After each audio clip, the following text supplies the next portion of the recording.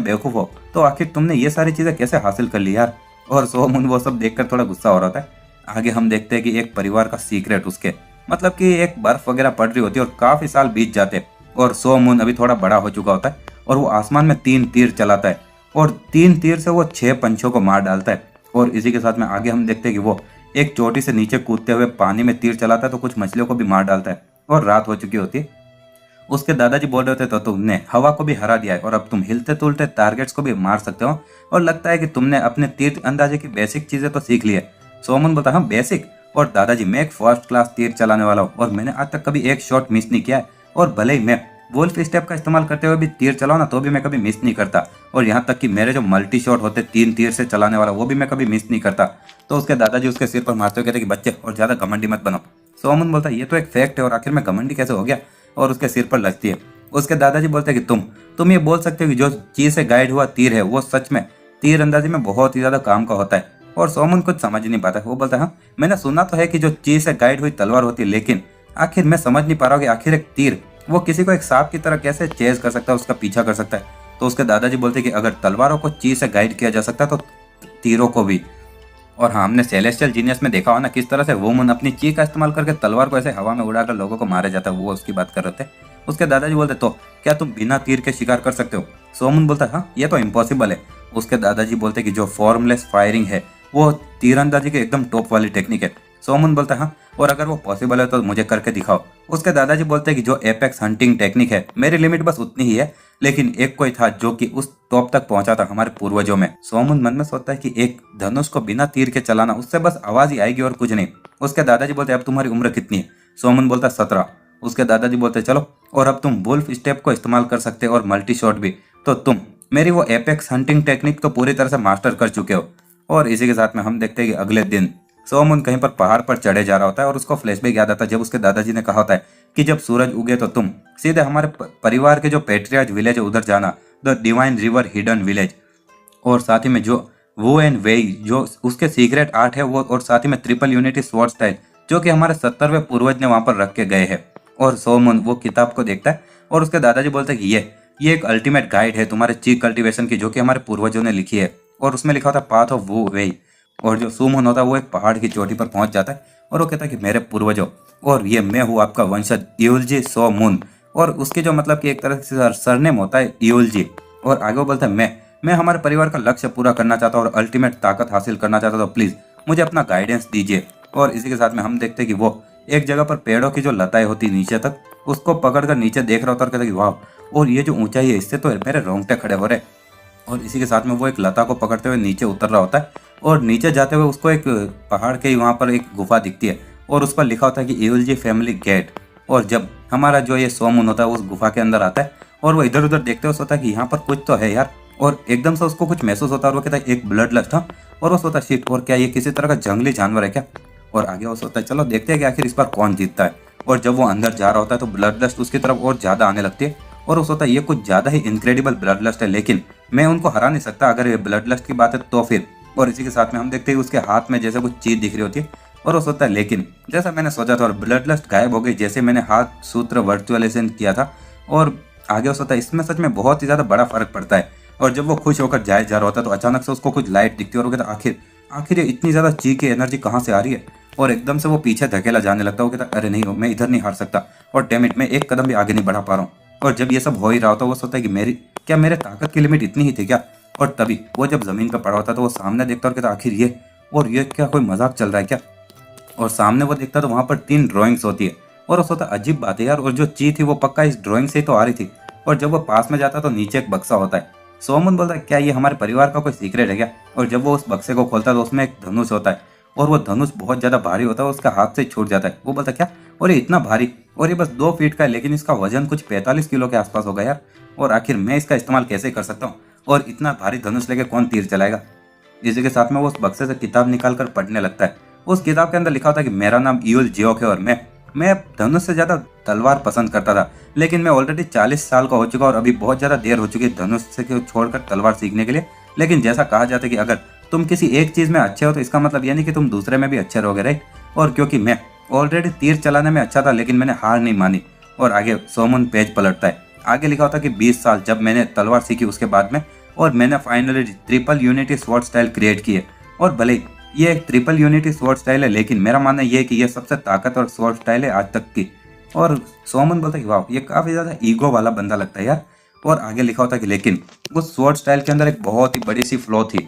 सोमन बोलता है एक फ्लॉ, वो क्या है? और आगे लिखा होता है कि अगर तुम्हारे अंदर की जो ची है वो कमज़ोर होगी तो तुम बस इसको एक बार इस्तेमाल करके ही बेहोश हो जाओगे लड़ाई के बीच में। और अगर तुम्हारी ची कम होगी तो तुम नॉर्मल स्वॉर्ड स्टाइल को सीखने से भी ज़्यादा ये मुश्किल पड़ जाएगी तुम्हारे लिए। और इसीलिए मैंने एक ची कल्टीवेशन का तरीका बताया जिससे कि तुम ज़रूरी ची को हासिल कर पाओ। और तुम्हारी सांसों को कॉन्सेंट्रेट करके अपने सारे ची कल्टीवेशन मेथड का यही एक मेन फाउंडेशन होता है। और अभी भी मुझे बहुत लंबे रास्ते पर चलना है, लेकिन ऑलरेडी सूर्य अस्त हो रहा है और मेरे पास में भी अब ज़्यादा समय नहीं बचा। और आखिर मैं इसके ऊपर इतना ज़्यादा क्यों फिक्स हो चुका हूँ? और सारी चीज़ें जब मैं मरूंगा तो सब अंधेरा हो जाएगा और फिर चलो, और मैं ये सब कुछ भूल जाऊंगा और बस अभी मौत के आने का इंतजार करूंगा।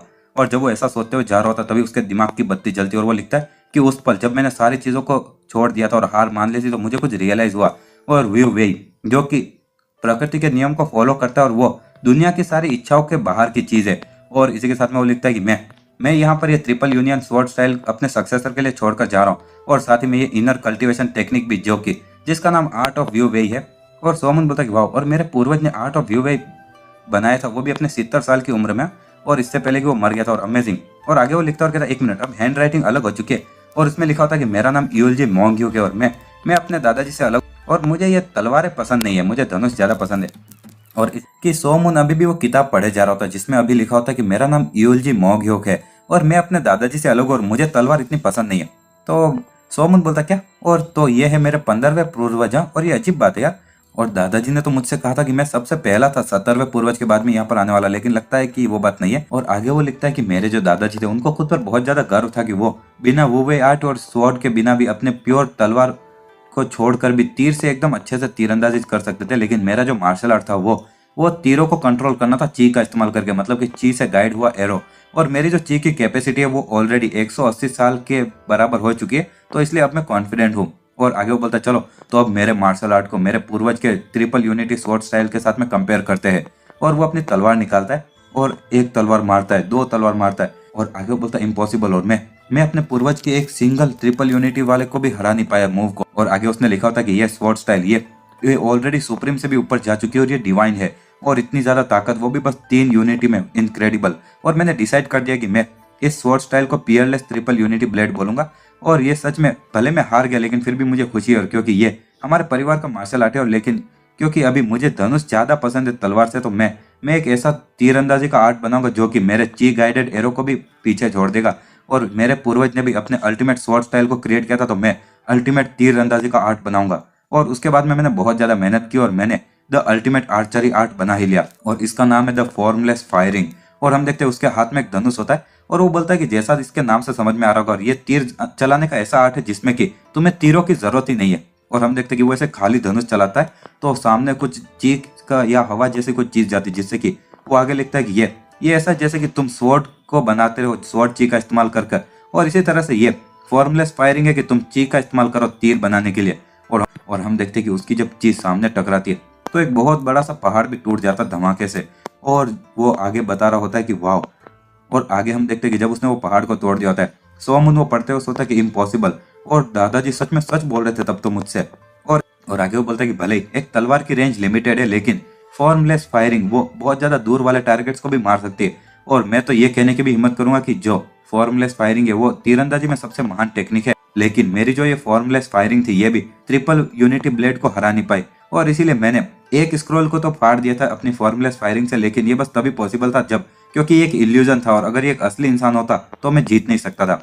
और तभी सोमन साइड में देखता और सोता तो ये जो ट्रिपल यूनिटी ब्लेड का जो बीच वाला स्क्रोल है ये तीनों का कॉम्बिनेशन है। और मुझे पता था कि ये कोई नॉर्मल ड्राइंग नहीं थी क्योंकि मैं भी इससे हार चुका था। और जो यहाँ पर बीच में होल है ये जरूर फॉर्मलेस फायरिंग से बना होगा।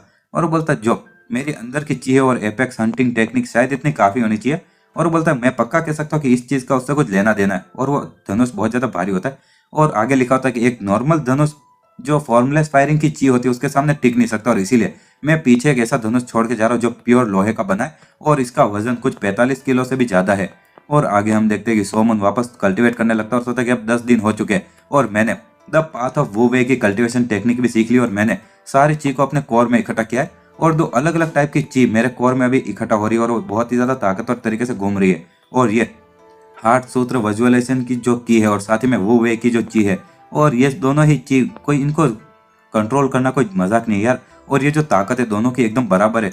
और जो वो वे की जो ची है वो बस 10 दिन में ही मेरे दूसरी ची के बराबर पहुंच गई यार। और तभी हम देखते कि वो मन में सोचता कि अरे यार, और जो दोनों ची है वो एक दूसरे से लड़ने लग गई है। और वो सोचता कि मुझे भी डिसाइड करना होगा कि आखिर मैं अभी अपनी ट्रेनिंग को रोक दूंगा या कंटिन्यू करूंगा। और उसके दादाजी बोल रहे थे कि हमारे बहुत सारे पूर्वज उन्होंने अपनी ट्रेनिंग कंटिन्यू करते रहे, भले ही वो लोग एकदम अपाहिजी क्यों नहीं हो गए। और अगर तुम्हें ऐसा लगे कि तुम्हारी ची आपस में लड़ रही है तो तुम्हें हार मान ली होगी, जबकि तुम हार मान सको, समझे।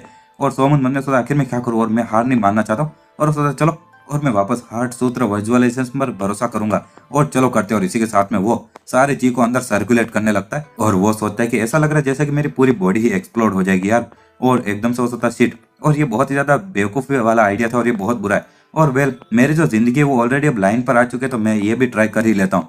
और इसी के साथ में हम देखते हैं कि वापस कुछ और होता है और वो उसकी जब आंखें खुलती है वो सोचता है कि फ्यू, मैंने एक कर दिया।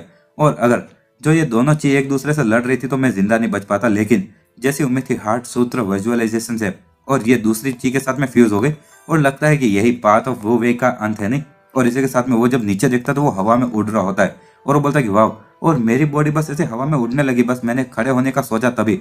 और आगे वो सोचता है तो लगता है कि अब समय आ चुका है कि मैं the Peerless triple unity blade का इस्तेमाल करूँ नहीं। और वो बोलता है हाँ, अभी फॉर्मलेस फायरिंग भी है। और वो सोचता है वाह, अभी 45 किलो का धनुष तो मेरे लिए अब इतना हल्का हो चुका है जैसे कि एक पंख को उठा रहा हूँ। और इसी के साथ में हम देखते हैं कि कुछ टाइम बाद में वो कहीं ऊपर जाता है और अपने धनुष को सामने लाकर एक बार बिना तीर के ऐसे चलाता है तो जो ची होती है वो उस पेड़ को फाड़ के निकल जाती है। और वो बोलता है कि वाह, और ये इनक्रेडिबल है, और आखिर कोई इंसान इसको ब्लॉक भी कैसे कर पाएगा। और आगे वो वहां से जाते हुए बोलता है कि मैंने शेपलेस शूटिंग को तो रात में ही मास्टर कर लिया है और अब बस एक ही चीज बची है, वो है पियरलेस ट्रिपल यूनिटी ब्लेड। और अच्छा रहेगा कि मैं वापस गुफा में चला जाऊं। और इसी के साथ में जब वो हम देखते हैं कि वो हवा में उड़ रहा होता है और सोचता है कि वाह, और ये आर्ट सच में अमेजिंग है और मैंने कोई फ्लाइंग टेक्निक को भी मास्टर नहीं किया, लेकिन मैं ऐसे उड़ के जा सकता हूँ।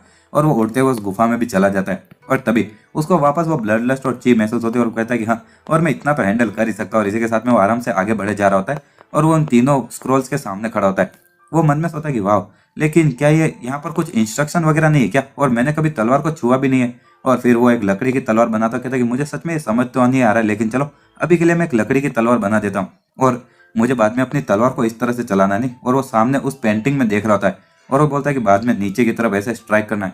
और आखिर आखिरी पार्ट क्या था, और मुझे कुछ क्लू नहीं मिल रहा है आखिर मैं क्या देख रहा हूँ यार इस पेंटिंग से। और वो बोलता सर आखिर ये क्या है, और तभी पेंटिंग में से एक तलवार निकलती है और बोलता क्या, और आखिर ये क्या है। और एकदम से वो पीछे होकर उसको डॉज कर लेता है और जब वो साइड में होता है तो हम देखते हैं कि वो ड्राइंग में से ही वो निकला होता है। वो सोमन मन में सोचता है कि आखिर ये क्या चल रहा है यार, और वो बोलता है चलो एक और बार। और इसी के साथ में जब वो वापस अपनी तलवार सामने लाता तो उस पेंटिंग के अंदर से वापस एक तलवार की चीज निकलती है और सोमन वापस डॉज करते बोलता है कि आखिर ये सब क्या है यार, तो दूसरे सारे स्क्रॉल्स भी सेम ही होंगे नहीं। और आगे वो बोलता है तो मैं अगर ऊपर वाली स्ट्राइक करूं तो एक और अलग तलवार आती है और वो वापस उसको डॉज करता है और वो कहता है फ्यू, और मुझे तो लगा था कि यहाँ पर मेरा सिर ही कट जाएगा यार। और आगे वो बोलता अब मुझे लग रहा है कि मैं समझ सकता हूँ। और आखिर तो इसका मतलब तीसरा वाला, और जब वो तीसरे वाले के सामने जाकर खड़ा होता है तो एकदम एक अलग ही ची आती है और वो बोलता है आखिर ये क्या है, और बिजली जैसी ची उसकी तलवार से टकराती है और वो बोलता है ये कुछ ज्यादा ही ताकतवर। और वो मन में सोचता है कि सबसे पहले है स्विफ्टनेस, दूसरा है डिसेप्शन और तीसरा है कि जो चांद की जो खुद की ची है वही। और ये जो स्काई हाई मोशनलेस फॉर्म है और ये पाथ ऑफ वो वे, ये जरूर इसी टेक्निक के लिए बने होंगे। और इसी के साथ में वो रात को भी ट्रेनिंग किए जा रहा होता है और इसी तरह से काफी समय तक वो ट्रेनिंग किए ही जा रहा होता है और तुम लोग देख ही सकते हो फोटोज में वो कितनी ट्रेनिंग कर रहा है। और इसी के साथ में वो एक बार तलवार चलाता है तो बीच वाली ड्राइंग को काट देता है और वो कहता है कि फ्यू, और डिस्गस्टिंग यार, और 6 महीने मुझे बस एक स्क्रॉल को काटने में लग गए और दूसरे स्क्रॉल को काटने में 10 महीने, और अब मुझे बस तीसरे वाले स्क्रॉल को काटने की जरूरत है। और इसी के साथ में और समय बीत जाता है, मौसम भी बदल जाते हैं और जो सोमून होता है वो थोड़ा और बड़ा हो चुका होता है और वो कहीं पर पेड़ों को अपनी तलवार से काट देता है। और इसी के साथ में हम देखते हैं कि वो भागते हुए कहीं पर जाता है और अपनी लकड़ी की तलवार से जब वो भाग रहा होता है तो पत्थर भी टूट रहे होते हैं। और इसी के साथ में वो तीसरे स्क्रॉल के सामने भी आकर खड़ा हो जाता है और इसी के साथ हमारा ये सोमून उस आखिरी स्क्रॉल के सामने भी जाकर खड़ा हो जाता है और वो मन में सोचता है कि 2 साल और 3 महीने। और सबसे पहला जो स्टेप था पियरलेस ट्रिपल यूनिटी ब्लेड का, और वो है बिना सोच वाली ब्लेड, और वो बोलता है कि मैं जीत गया। और इसी के साथ में हम देखते हैं कि एक स्क्रॉल नीचे गिरा होता है। आगे वो बोलता है सेकेंड स्टेप जो कि पियरलेस ट्रिपल यूनिटी ब्लेड का था, वो था लवलेस ब्लेड, और आगे उसको भी वो काटते बोलता है कि ये टेक्निक बस डिफेंस के लिए है और ताकि तुम अपने दुश्मन को हरा सको बिना उसको मारे। और आगे वो आखिरी के सामने जाता और कहता और लास्ट, और इसी के साथ में वो अपनी तलवार ऊपर उठाता है और कहता है कि the third step of Peerless triple unity blade, the endless blade. और इसी के साथ में हम देखते हैं कि जो स्क्रोल होता है उसके पीछे बहुत खतरनाक सा धमाका होता है और वो गुफा के उधर पत्थर भी गिर जाते हैं। सोमन बोलता है कि चलो और अलविदा मेरे प्राचीन पूर्वजों। और इसी के साथ में वो उनके सामने एक बार आखिरी बार नमस्ते करता है और अपने रास्ते पर चल देता है। आगे हम देखते हैं कि कुछ टाइम बाद में जब वो वापस अपने दादाजी के पास में जाता है तो वो एक जगह पर आराम से सो रहा होता है और उसके दादाजी बोलते हैं, बच्चे और तुम्हें अपनी उम्र में थोड़ा जोश रखना चाहिए, समझे, और तुम्हारी ताकत के साथ में तो तुम एक आर्मी के जनरल नहीं बन सकते लेकिन एक इस पूरे मुहिम में सबसे ताकतवर इंसान बन सकते हो, समझे। सोमन बोलता है लेकिन मेरा ऑलरेडी एक लक्ष्य है। उसके दादाजी बोलते हैं, हाँ तो चलो मुझे भी इसके बारे में बताओ।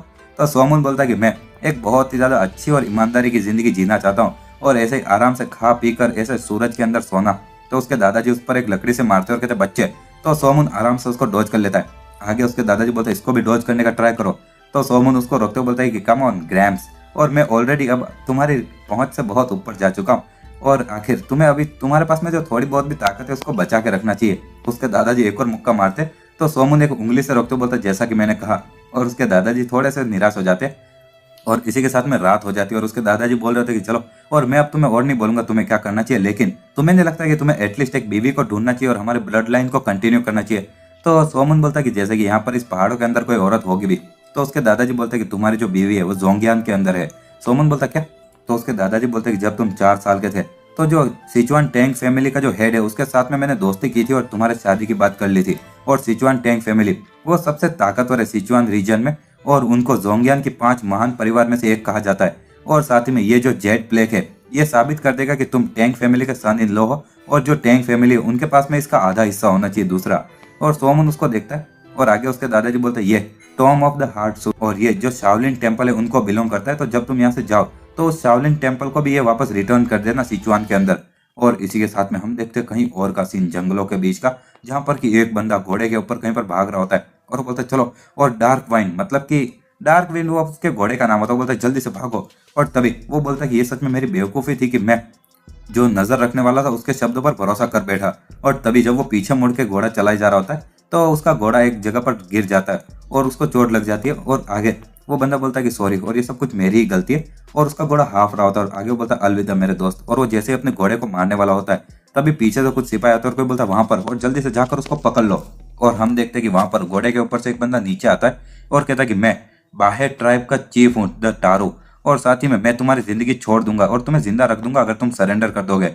तो सामने वाला इंसान कहता बकवास बंद करो, और सरेंडर करना तो मौत से भी गया गुजरा है हमारे योको ट्राइब के लिए, और मेरी तरफ बढ़ो। और इसी के साथ में वो अपनी तलवार निकालकर उस पर हमला करता है और उन दोनों की ही तलवार टकराती है। सामने वाला टारू एक हमला करता है तो जो ये अभी बच के आया हुआ था बंदा होता है वो नीचे झुककर डॉज कर लेता है। और इसी के साथ में वो एक हमला करता है टारू पर, लेकिन टारू उसको भी रोक देता है और सामने वाले बंदे की तलवार एक पेड़ में जाकर टकरा जाती है। टारू बोलता है तुम अपनी उम्र के हिसाब से काफी ज्यादा अच्छे हो, तुम्हारा नाम क्या है? तो सामने वाला बंदा बोलता है कि मैं योको ट्राइब का वाइस चीफ हूं और मेरा नाम जो युक है, और मुझे मेरा मानना यह है कि तुम मुझे ज्यादा शर्मिंदा नहीं करोगे क्योंकि तुम भी एक बहुत ही ज्यादा नाम वाले चीफ हो तो तुम मुझे गर्व वाली मौत दोगे। तो टारू बोलता है कि ठीक है चलो, और मैं भी एक गर्वशाली इंसान हूं तो इसीलिए मैं तुम्हारे गर्व को जाने नहीं दूंगा। और इसी के साथ में जब जो जोयुक होता है वो वहां पर बैठा होता है तो टारू अपने भाले से उसको मारने ही वाला होता है और कहता है कि अलविदा। और जब वो उसको उसकी गर्दन काटने ही वाला होता है तो उसके कंधे पर आकर एक तीर लगता है। टारू बोलता है आखिर वहां पर कौन है? और जब वो साइड में देखता है तो पेड़ पर से कोई नीचे आता है और उसके पास में धनुष होता है और ये होता है हमारा सोमन। सोमन बोलता है कि ये सच में काफी ज्यादा अनफेयर है कि तुम इतने सारे लोगों के साथ में एक पर हमला करो। टारू बोलता है कि मैं बिहाई ट्राइब का चीफ हूँ टारू, और तुम कौन हो? तो सोमन बोलता है कि मैं बस एक इंसान हूँ जो कि यहाँ पर आराम से सो रहा था लेकिन तुम्हारे शोर के कारण जाग गया। जोयुक मन में सोचा कि आखिर ये इंसान इतना ज्यादा आराम से कैसे बात कर रहा है यार। और टारू बोलता है कि बेवकूफ और घमंडी बास्टर्ड, अभी के अभी घुटने पर आ जाओ। और सोमन बोलता है कि तुम खुद घुटने पर आ सकते हो। और इसी के साथ में वो एक तीर चलाता है और जो दूसरा बंदा होता है उसको घुटने पर ला देता है और दूसरे जो सिपाही होते हैं वो भाला फेंकते हुए उस पर हमला करने ही वाले होते हैं तो सोमन उनके भी कंधे पर तीर मार देता है। आगे वो बोलता है ओए चीफ, और मुझ पर वापस हमला करो और तुम्हारे जितने भी लोग हैं सब मारे जाएंगे। और वो उस चीफ के एक और कंधे पर हमला करता है। चीफ मन में सोचता है आखिर कब, और वो कुछ ज्यादा ही ताकतवर है यार। और आगे हम थोड़ी देर बाद में देखते जब जोयुक बोल रहा था कि थैंक यू और तुमने मेरी जिंदगी बचा ली। सोमन बोलता है कि आखिर वो लोग तुम्हें मारने की कोशिश क्यों कर रहे थे और तुम लोग दिखने में तो एक ही कबीले के लगते हो। तो जोयुक बोलता है कि मैं जिंगजो जुरचेन का हिस्सा हूँ और लेकिन ये लोग हियाक्सी जुरचेन का हिस्सा है और हम लोगों के ट्राइब मतलब कि कबीले के अंदर आपसी लड़ाई हो रही है अभी, और आखिर आप किस तरफ जा रहे हो सर? सोमिन बोलता है कि मैं शाओलिन टेम्पल की तरफ जा रहा हूँ, और क्या तुम्हें वहाँ का रास्ता पता है? तो वो सामने वाला बंदा कहता है कि शाओलिन टेम्पल, वो यहाँ से तुम अगर साउथ की तरफ जाओगे बेजिंग में तो 20 दिन लगेंगे तुम्हें। और सोमन बोलता है तो आखिर जो सिचुआन की टैंग फैमिली उसका? तो जोयुक बोलता है कि सिचुआन वो यहाँ से साउथ वेस्ट की तरफ है, लेकिन अगर तुम यहाँ से जाओगे तो तुम्हें 5 से 6 महीने लग जाएंगे क्योंकि सड़क बहुत ही ज्यादा खतरनाक है। सोमन बोलता है अरे अरे इतना दूर है। और आगे उसको याद आता है उसके दादाजी ने बोला था कि अगर तुम ठीक ठाक चलते रहे लगातार तो तुम्हें 1 महीने से थोड़ा सा ज्यादा लगना चाहिए। और सोमन बोलता है कि आखिर आखिर तुम अपने ही पोते से झूठ क्यों बोलोगे? और तभी साइड वाला वो जोयुक बोलता है कि तो आखिर आप कहीं पर भी जा रहे हो, लेकिन मैं आपको सलाह दूंगा कि आप एक बार के लिए हमारे गांव में आइए और थोड़ा खा पी लीजिए। और इसी के साथ में सोमन बोलता है ठीक है। और वो दोनों जब जा रहे होते घोड़ों के ऊपर तो जोयुक बोलता है कि मेरा नाम जोयुक है और मैं आपको अब से अपना भाई मानूंगा। सोमन बोलता है कि मेरा नाम इयोलजी सोमून है, लेकिन तुम मुझे बस सोमून बुला सकते हो। और जब वो लोग जा रहे होते तो सामने से कुछ लोग आते, वो भी सिपाही होते। और सोमन बोलता है आखिर ये क्या, और क्या ये तुम्हारे और भी ज्यादा दुश्मन है क्या? तो जोयुक बोलता है नहीं, और वो बड़े भाई वो सभी हमारे ही लोग हैं, और लगता है कि वो लोग मुझे ही ढूंढ रहे थे। और वो कहता है कि चीफ, और सामने वाला चीफ बोलता है तो तुम जिंदा हो, और ये तो अच्छी बात है। और आगे जोयुक बोलता है कि मैं सच में बहुत ही ज्यादा शर्मिंदा हूँ चीफ, और सैकड़ों लोग मर चुके हैं मेरे जिद्दी पने के कारण। चीफ बोलता है कि वो लोग हमारे कबीले के लिए मरे और ये बेकार चीज है, लेकिन वो लोग गर्वशाली मौत मरे हैं। लेकिन आखिर ये इंसान कौन है? तो जोयुक बोलता है कि ये वो इंसान है जिसने कि मेरी जिंदगी बचाई, और साथ ही में उसके तीर के साथ में और धनुष चलाने की जो स्किल्स है वो तो इनक्रेडिबल है। और जोयुक बोलता है कि बड़े भाई, और ये हमारे ट्राइब के चीफ है, हाई चीफ। और जो वो हाई चीफ होता है वो बोलता है कि मेरा नाम मैरन टांटा है, और मैं बहुत ही ज्यादा शुक्रगुजार हूँ कि तुमने हमारे वाइस चीफ की जिंदगी बचा ली है। और इसी के साथ में हम देखते हैं कि उनके कबीले का सीन जहाँ पर कि बहुत सारे टेंट वगैरह होते हैं। और जोयुक बोलता है कि मोसाड, और आज से तुम इस इंसान की सेवा करोगे समझे, और अपनी सारी वफादारी की कसम इसके लिए खा लो जब तक तुम मर ना जाओ तब तक। तो मोसाड उसके सामने घुटने पर बैठते हुए बोलता है कि मेरा नाम मोसाड है। सोमुन बोलता है कि मेरा नाम सोमुन है, लेकिन तुम्हें मेरे सामने कभी भी घुटने पर आने की जरूरत नहीं है। मोसाड बोलता ठीक है चीफ। सोमुन बोलता चीफ नहीं, मुझे मेरे नाम से बुलाओ। तो मोसाड बोलता आखिर मैं उस इंसान को नाम से कैसे बुलाऊं जिसकी कि मैं सेवा करता हूँ? सोमुन बोलता आखिर तुम्हारी उम्र कितनी है? मोसाड बोलता है कि 19 साल सर। तो सोमुन बोलता तो तुम मुझसे बस छोटे हो तो तुम मुझे बड़े भाई बुला सकते हो। और इसी के साथ उस मोसाड से बोल रहा था कि आखिर तुम्हारी उम्र कितनी है? मोसाड बोलता है कि इस साल मैं 19 का हो जाऊंगा। सोमुन बोलता तो तुम मुझसे छोटे हो तो तुम मुझे बस बड़े भाई बुलाना। और वो मोसाड बोलता नहीं, आखिर ये कैसे हो सकता है? तो जो वो वाइस चीफ होता है वो बोलता है जो वो बोलता है वैसा ही करो, और तुम्हारा काम है वो ये है करना कि जो भी वो बोले वैसा ही पूरी जिंदगी तक, समझे। और इसी के साथ में हम देखते हैं कि और टाइम बीतता है, और आगे मोसाड सोमुन को सारी चीजें बता रहा होता है कि ये जोंगियन नाम का जो बड़ा सा जगह है, मतलब पूरा देश जैसा समझ लो, इसके अंदर 2 तरह की सोसाइटी है। सबसे पहले पर तो एम्परर राज करते हैं, और दूसरी सोसाइटी मुरिम वॉरियर्स की जिसको कि गैंगहो कहा जाता है। और सोमुन बोलता तो जोंगियन एक देश जिसको कि गैंगो और मिंग डायनेस्टी के द्वारा बटा हुआ है। तो मोसाड बोलता नहीं, और गैंगो कोई देश नहीं है लेकिन एक सोसाइटी कहा जा सकता है जो कि मुरिम वॉरियर्स की है, और जो कि मिंग डायनेस्टी के अंदर ही आई हुई है। सोमुन बोलता तो इसको मुरिम के वॉरियर्स ने ढूंढा था, और शाओलिन यहाँ का सबसे ताकतवर क्लैन है। और तभी वाइस चीफ आते हुए बोलता है कि बड़े भाई, और मेरा मानना यह है कि अभी जल्द युद्ध शुरू होने वाला है। सोमुन बोलता वो सच में, और अभी पिछले कुछ महीनों से तो काफी ज्यादा यहाँ पर शांति थी। तो वाइस चीफ बोलता है कि जो बेहाई ट्राइब है वो ऑलरेडी माउंट मीटा तक पहुंच चुके हैं, जो कि यहाँ से 20 मील की दूरी पर ही है। और इसी के साथ में वो लोग टेंट से बाहर जाते हैं, और सामने वाला बंदा उसके सोमुन के सामने खड़ा होता है। सोमुन बोलता है कि चलो जिंदा वापस आना। वो बोलता है कि हाँ बड़े भाई, और मैं हो सके उतनी जल्दी जीत कर वापस आऊंगा। आगे वाइस चीफ बोलता है कि मोसाड, और जब मैं यहाँ पर नहीं हूँ तो तुम बड़े भाई का ध्यान रखना। मोसाड बोलता है ठीक है वाइस चीफ। और जब सोमुन वो देख रहा होता है उसको ज्यादा, वो बोलता है तो आखिर जो बेहाई ट्राइब है वो कितनी ताकतवर है? तो मोसाड बोलता है कि कुछ हमारे योको ट्राइब से कुछ 3 गुना साइज है उनकी ज्यादा, और पक्का अगर ऐसे सामने की लड़ाई होगी तो हम डिसएडवांटेज में ही है। सोमन बोलता है तो ये सुनने में तो बिल्कुल अच्छा नहीं लग रहा है। और इसी के साथ में हम देखते हैं कि जब वो दोनों ही ट्राइब्स के सिपाही आमने सामने होते हैं, और इसी के सामने सामने हमारे जो टीम वाले लोग होते हैं वो बोलते हैं कि चलो, और भले हम लोग कम है लेकिन सामने वाले बहुत ही ज्यादा कम ट्रेन हुए सोल्जर्स भी उनमें, और अब चार्ज करो। और इसी के साथ में वो लोग भोगू बजाते, और सामने वाली जो ट्राइब होती है उनमें से एक को बोलता है कि घुड़सवार के लोग, और वो दोनों ही साइड से हमला करो और आगे बढ़ो। और इसी के साथ में घुड़सवार आगे बढ़ने लगते हैं, और सामने वाली साइड के और हमारी साइड के सभी एक दूसरे की तरफ बढ़ते हैं। हमारी वाली साइड जो है वो ब्लू कलर वाली, जिसमें सोमुन है, मतलब कि वो लड़ने नहीं आया अभी, पर वो लोग भाला फेंकते हैं, और इसी के साथ में उनके भाले जाकर सामने वाली साइड को लगते हैं, और इसी के साथ में खतरनाक लड़ाई शुरू हो चुकी होती है।